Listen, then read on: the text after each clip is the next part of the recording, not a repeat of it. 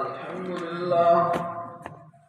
الذي من علينا بجزيل النعم والصلاة والسلام على سيد العرب والعجم وعلى آله وأصحابه مصابيح الظلم. أما بعد فأعوذ بالله من الشيطان الرجيم. بسم الله الرحمن الرحيم.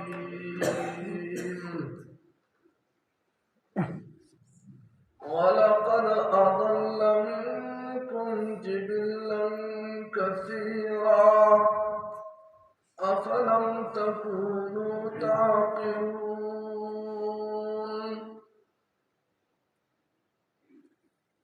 سورة ياسين آيات نمبر 2.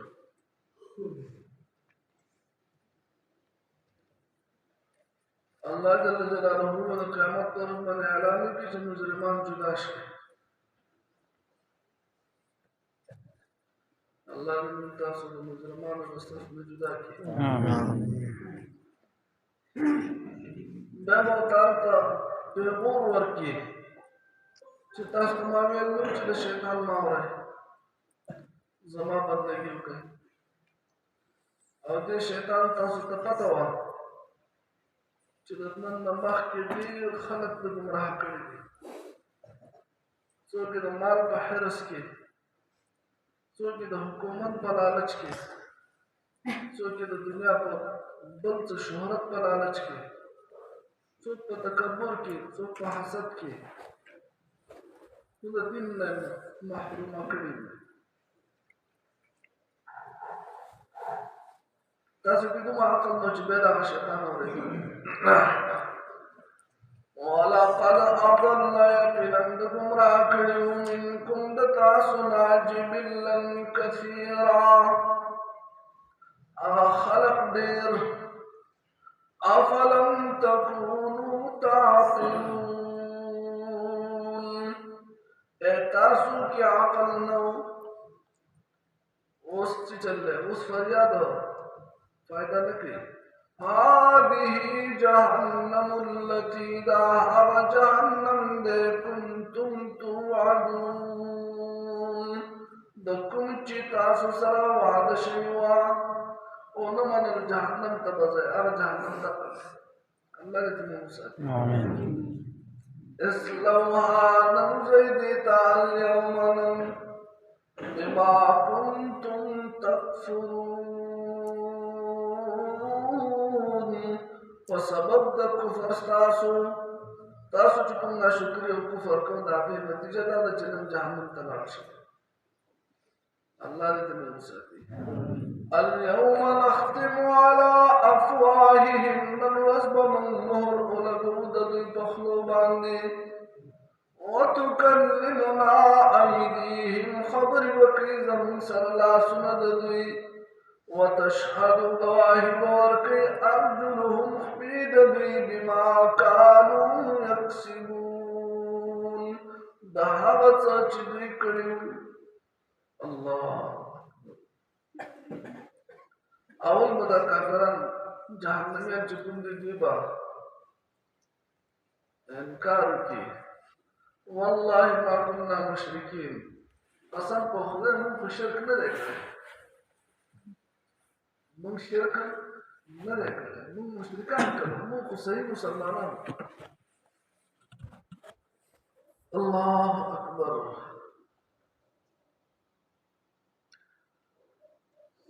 حدیث شریف کې راځي چې بعضې کسان به داسې ووایي چې د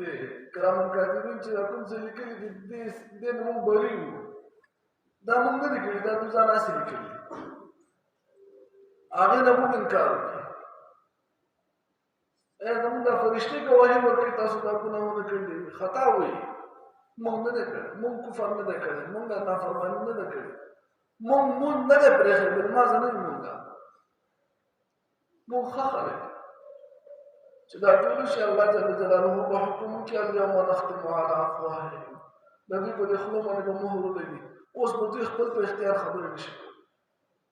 تر اوسه خو دا خبرې چې کولې خپل د معافي ضمیر اظهار یې کړو که نه اوس به دوی خپل په اختیار خبرې نشي کولی بس پابندي ولګي الله جل جلاله به د دوی د بدن د اعضاو نه تپوس وکړي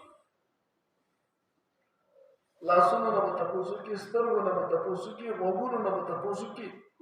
دې ځای کې د لاسونو د خپو ذکر دی او بل ځای کې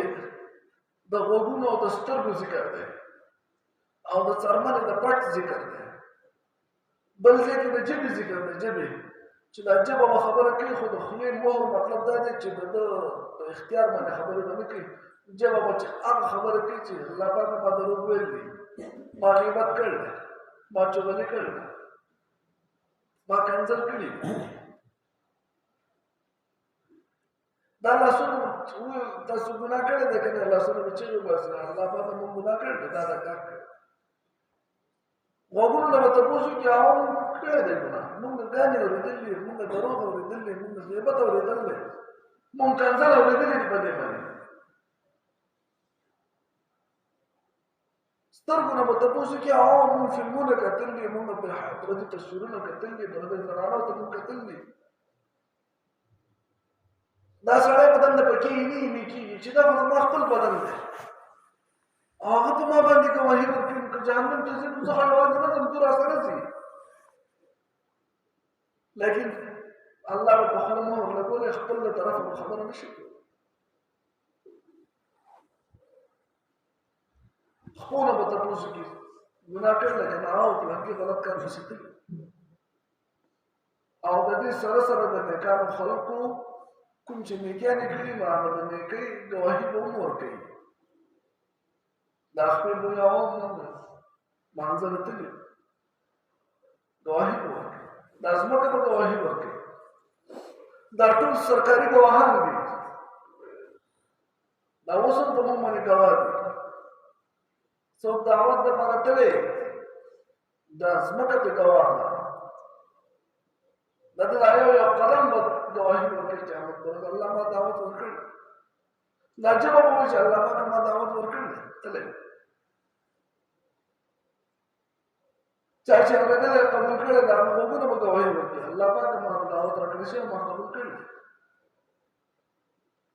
کومو کسانو دعوت ورکړی چا قبول کړی الله دې دواړو د خپل شان مناسب بدل ورکړي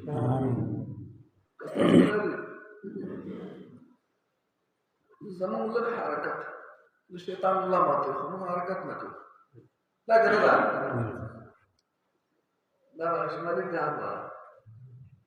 لږ حرکت کې زموږ برکت یې که نه ولې چې اوس حرکت نه کوي سړی ځان بړستن کې لیده چې چل کېږي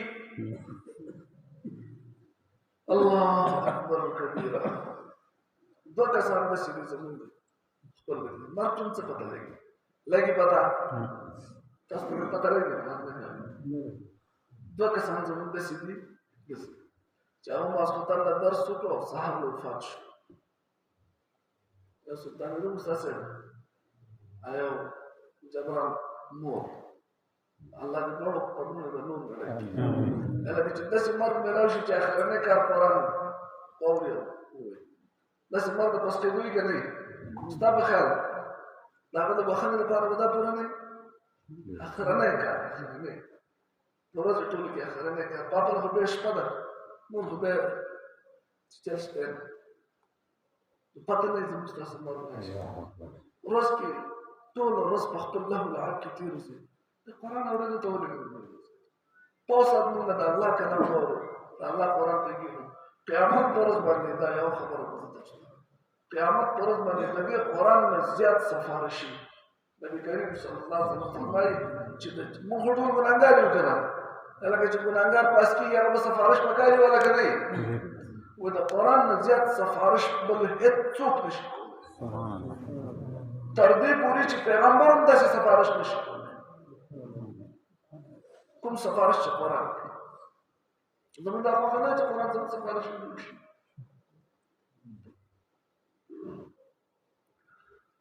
نو اعضا به ګواهي ورکوي ګواهي ورکوي حدیث شریف کې راځي ټولو کې اولنې ګواهي چې ورکړي هغه به ورون ورکړي ورون پتون انسان دا ورون نه دی دا به ګواهي ورکړي چې د کوم ناروا دل د کوم ناروا د کوي الله دې موږ پر دې دا به تاسو کې چې کله د اجازه ملو شي اوس خو د انکار موقع ملو نشي به جهنمي ته چې کله خبره خلاص شي او په دغه ګناهونه ثابت شي نو دې براولېږي چې کله د خپل کول او شي نو دې براولېږي خپل د اعضاء ملامت کوي د څرمنې ته د لاسونو ته د سترګو ته د غوږونو ته چې خدای ستاسو به خواصه نو که ما څه کړي دي خو تاسو لپاره نه کړي که انکار نه کړی دی چې تاسو جهنم ته لاړ شئ نو تاسو په ځان ګواهي وکړه هغه به ورته جواب ورکړي انطقنا الله الذي انطق كل شيء هغه ذات مونږ ته اجازت راکړی و هغه ذات مونږ ګویا کړي وو چې هغه هر څیز له ګویایي طاقت ورکړی دی زمونږ اختیار نه و چې مونږ څه پټ کړی دی بیا پټولی موږ نه شو قیامت د ورځې د شرم نه دی الله موږ تاسو ساتي اليوم نختم نروز بمهر لدو على أفواههم تخلود بباني وتكلمنا أيديهم خبر بكي زمن سر لا سندوي الله